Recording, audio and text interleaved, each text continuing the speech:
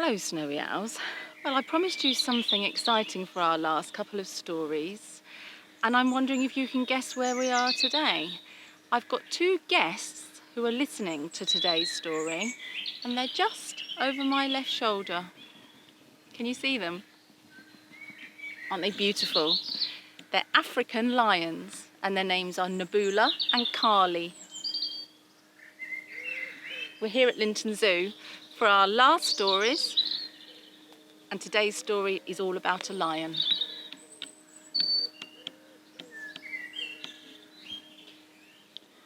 Today's story is called Quiet, and it's by Paul Bright.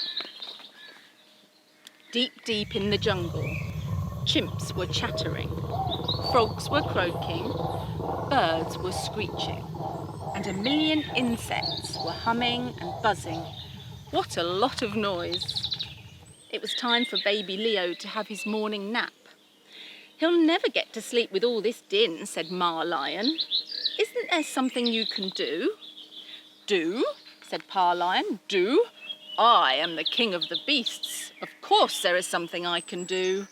He stood up tall, puffed out his huge chest and roared, "Quiet!"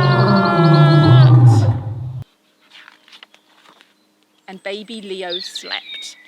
Pa Lion whispered softly but so clearly that all of the creatures could hear him, "And if any of you make a noise and wakes up Leo, I will eat you." All was quiet in the jungle, quiet as the morning mist, quiet as the opening flowers, quiet as a baby sleeping. Suddenly, cawing and crowing, squeaking and squawking, beaks pecking and claws scratching, two parrots were arguing in the bushes. "Quiet!" said Pa Lion as loud as he dared. "It's all right," said Ma Lion. "Leo's still fast asleep." "I can't eat the parrots then," said Pa Lion sulkily. "No, my dear," said Ma Lion, "you can't eat the parrots." "Bother," said Pa Lion. "I could do with a snack." All was quiet in the jungle, quiet as the trees growing towards the sky, quiet as the leaves reaching towards the light, quiet as a baby sleeping. Suddenly, chuckling and chortling, sniggering and snickering, the hyena was laughing like hyenas do, but nobody knew what was so funny. "Quiet!" said Pa Lion as loud as he dared. "It's all right," said Ma Lion. "Leo's still asleep." "I can't eat the hyena then," said Pa Lion crossly. "No, my dear," said Ma Lion, "you can't eat the hyena." "Bother," said Pa Lion. "I'm beginning to feel quite peckish." All was quiet in the jungle, quiet as the calm after a storm, quiet as sunshine after rain, quiet as a baby sleeping. Suddenly, howling and hooting, screeching and chattering, swinging and swooping, a family of monkeys was leaping through the trees. "Quiet!" said Pa Lion as loud as he dared. "It's all right," said Ma Lion. "Leo's still asleep." "I can't eat the monkeys then," said Pa Lion grumpily. "No, my dear," said Ma Lion, "you can't eat the monkeys." "Bother," said Pa Lion. "I'm hungry now, really hungry."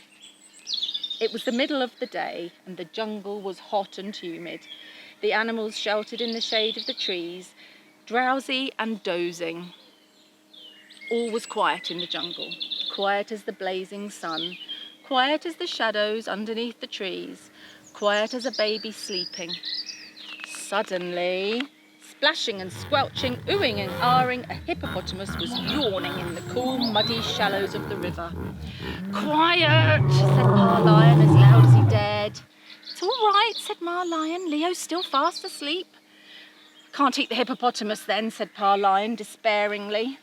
"Sometimes, my dear," said Ma Lion, "your eyes are bigger than your belly. No, you can't eat the hippopotamus." "Bother," said Pa Lion.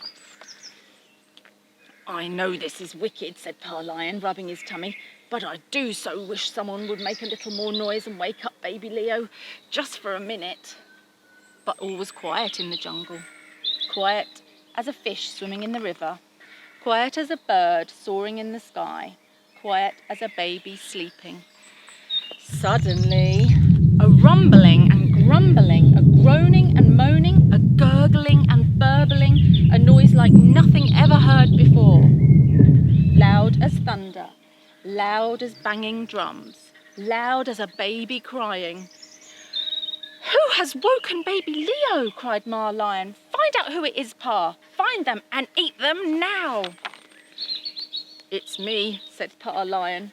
"It's my stomach rumbling. I'm so hungry."